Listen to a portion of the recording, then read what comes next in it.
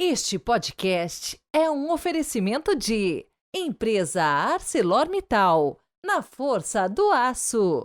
Ativa Atacado. Compre nas lojas de Londrina, no site e no WhatsApp se preferir.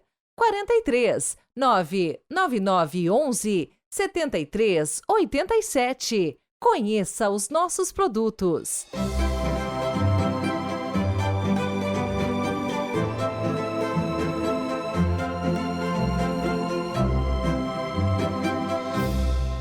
Quinta-feira, 22 de fevereiro de 2024. Sejam muito bem-vindos a mais um dia na raça e na graça, como diz um padre amigo meu. Hoje quero mandar aquele super abraço e também minhas orações especiais para os aniversariantes ouvintes do dia.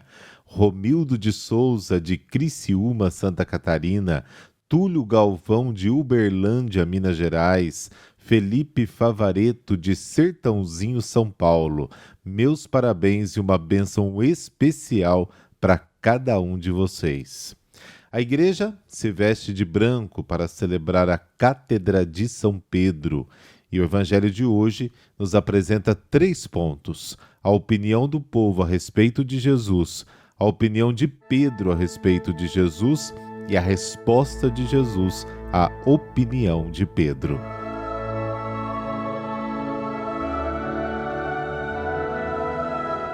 Pelo sinal da Santa Cruz, livrai-nos Deus, nosso Senhor, dos nossos inimigos. Concedei, ó Deus Todo-Poderoso, que nada nos possa abalar, pois edificastes a vossa igreja sobre aquela pedra que foi a profissão de fé do apóstolo Pedro.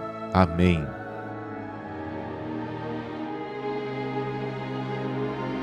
Mateus capítulo 16, versículos de 13 a 19. O Senhor esteja convosco, Ele está no meio de nós. Proclamação do Evangelho de Jesus Cristo segundo Mateus.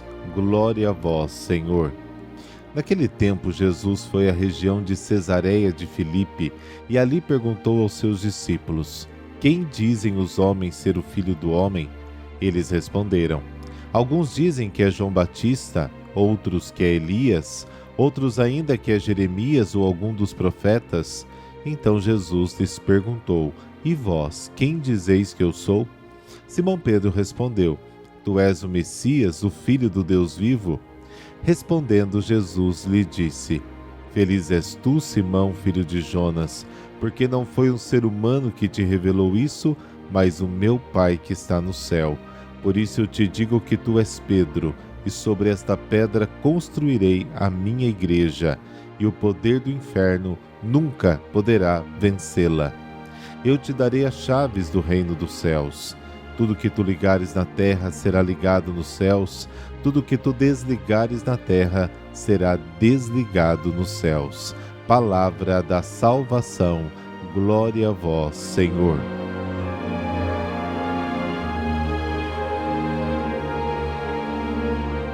Jesus faz a pergunta fundamental sobre a qual se decide o destino de cada homem. Quem dizeis que eu sou? Dizer quem é Jesus é colocar a existência em terreno sólido e inabalável. A resposta de Pedro é decisiva e confiante, mas o seu discernimento não deriva da carne e do sangue, ou seja, da sua própria força, mas do fato de ter sido acolhido e acolheu em si a fé que o Pai lhe dá.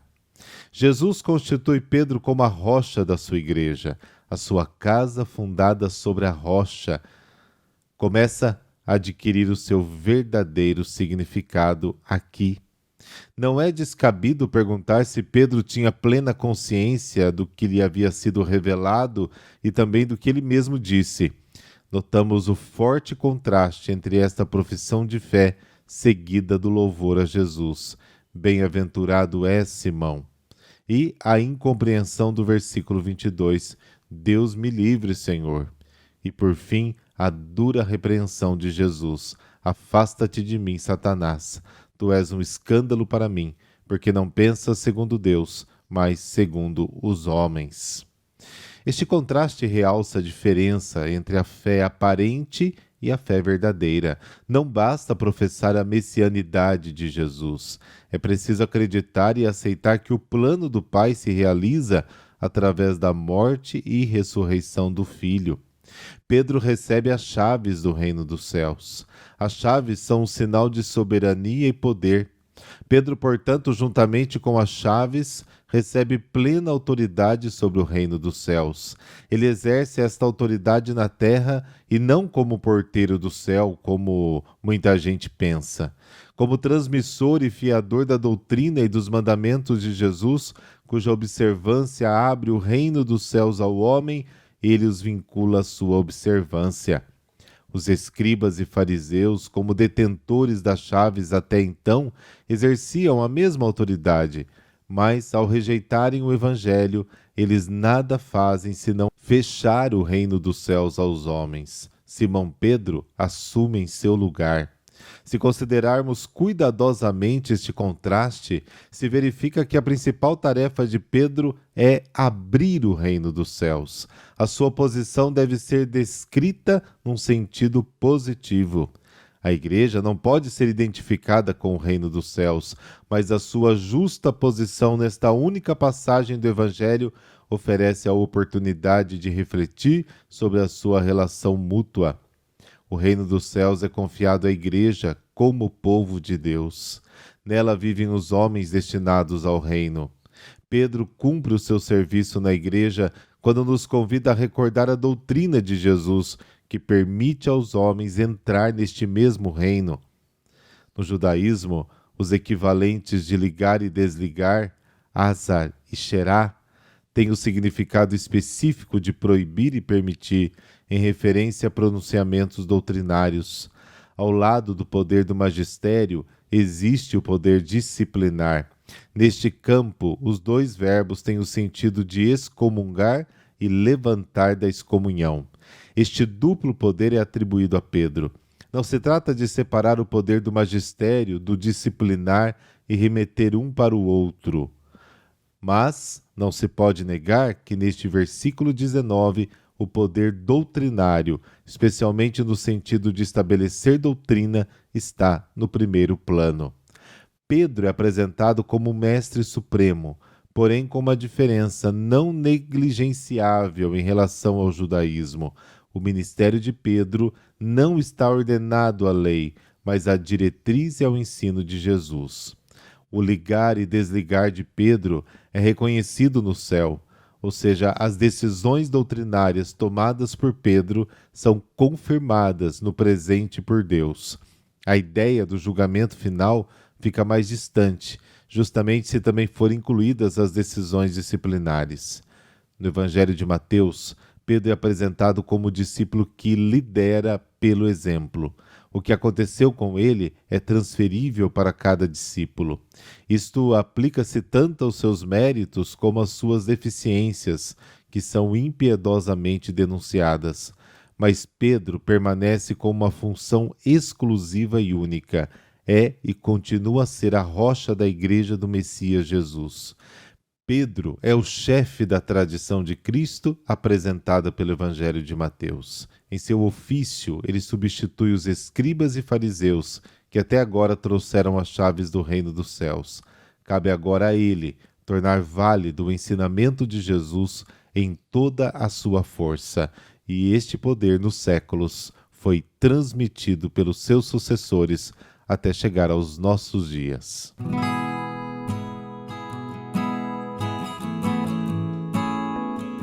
Cátedra de São Pedro, de onde o Papa governa a Igreja. É muito mais do que um assento, uma cadeira ou parte de um objeto litúrgico do presbitério. É o reconhecimento de que a história da Igreja Católica, que passa de geração em geração, se inicia na missão que Jesus deixa para Pedro ao entregar a ele a autoridade sobre o seu povo. Evangelho de hoje. A tradição da Igreja atribui um forte significado espiritual à cátedra. Ela marca a sede fixa do bispo, localizada na igreja mãe de uma diocese, que por esse motivo é chamada catedral. Denota a autoridade do bispo. traduz o ensinamento evangélico que o bispo, enquanto sucessor dos apóstolos, é chamado a transmitir à comunidade cristã. A festa é uma antiga tradição do final do século IV. É uma oportunidade de dar graças a Deus pela missão confiada ao apóstolo Pedro e aos seus sucessores. A Cátedra de São Pedro é a representação do escolhido por Cristo como rocha, sobre a qual a igreja foi edificada.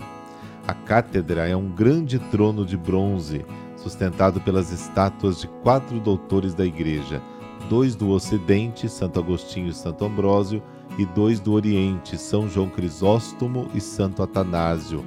A obra do escultor italiano Gian Lorenzo Bernini está localizada na Basílica de São Pedro. Pedro começou seu ministério em Jerusalém, depois da Ascensão do Senhor e de Pentecostes. A primeira sede da igreja foi o cenáculo em Jerusalém. É provável que naquela sala se reservasse um posto especial a Simão Pedro. Em seguida, a sede de Pedro foi Antioquia, na Síria, hoje Turquia. Era a terceira cidade do Império Romano depois de Roma e de Alexandria, no Egito. Naquela cidade, Pedro foi o primeiro bispo da igreja.